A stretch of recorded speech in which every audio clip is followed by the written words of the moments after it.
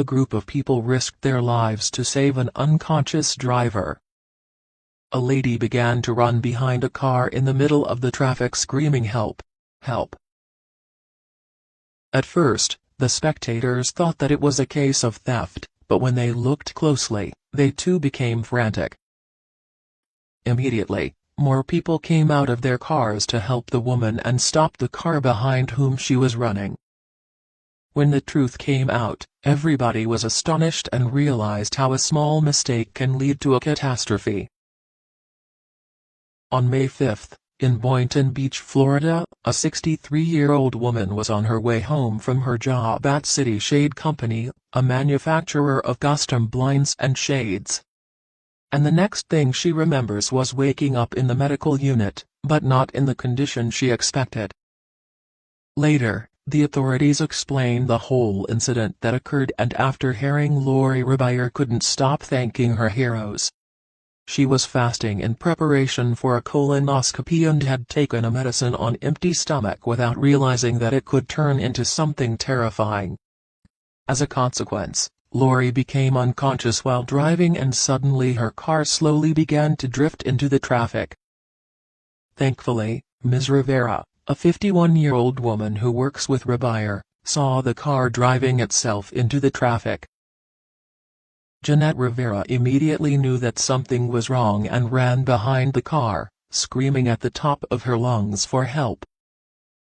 Rivera couldn't stop the car alone and needed some assistance, so she waved frantically, and that's when people came out of their cars.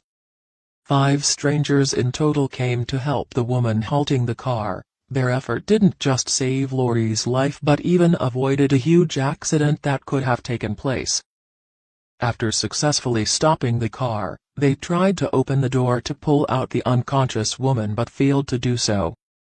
One of the female strangers bought a dumbbell from her car and handed it to a man, who tried to smash the window with it. While the other person dialed 911 and explained the situation to the officer, "We have an elderly woman that is unconscious at the wheel." "Is she breathing?" the officer asked. "Yes, she is breathing," the man replied.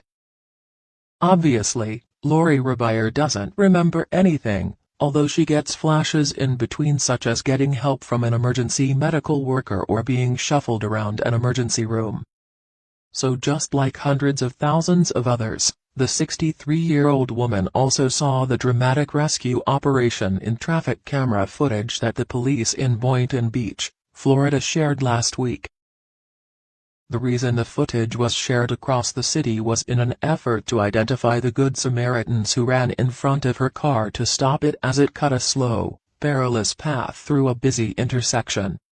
At a ceremony hosted by the police department on Friday, Ms. Rebire met many of her rescuers for the first time, including the woman who grabbed a dumbbell from her car and the man who used it to break one of Ms. Rebire's car windows.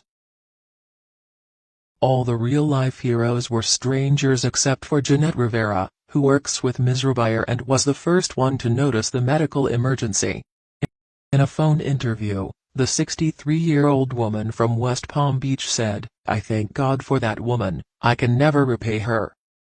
Lori has been working at the City Shade Company in the drapery department with Jeanette for almost 3 years. The patient had been hospitalized for 2 days after the rescue because she had overhydrated while preparing for the procedure and depleted her electrolytes and other essential minerals. Everyone was present during the ceremony held on Friday, and both friends were sitting together looking at the video. They talked about the man in the hat who had run out in front of the car. Then the man sitting in front of her, Marco Bartolone, turned around and said that he was that man. Juan Chavez Jr., a U.S. Army Staff Sergeant, said that he stepped in to help after he saw Ms. Rivera running and yelling about an unconscious person. Michael Edelstein also identified himself as a man who ran toward the car and unsuccessfully tried to punch through one of the car windows. Beyond the main group of 6 or 7 people who surrounded Ms. Rebire's car, at least 20 others helped by directing traffic, he said. The company's boss also asked for the footage from the police officials because the company wanted to honor the people who had helped. Lori Rebier said that when her husband and daughter saw the video, they told her they were proud, but also that she needed to be more careful. Ms. Rivera also said in an interview, "If I would have lost my life, well then you would be proud of me because I still saved a life." The police narrated the whole story and said that a little over a minute after Ms. Rivera first ran from her car, a man, David Formica, broke open the window of Ms. Ribier's car with a dumbbell.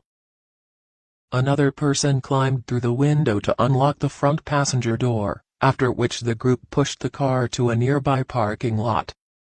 In the parking lot, a nurse named Robin Fox provided medical attention until the fire department arrived.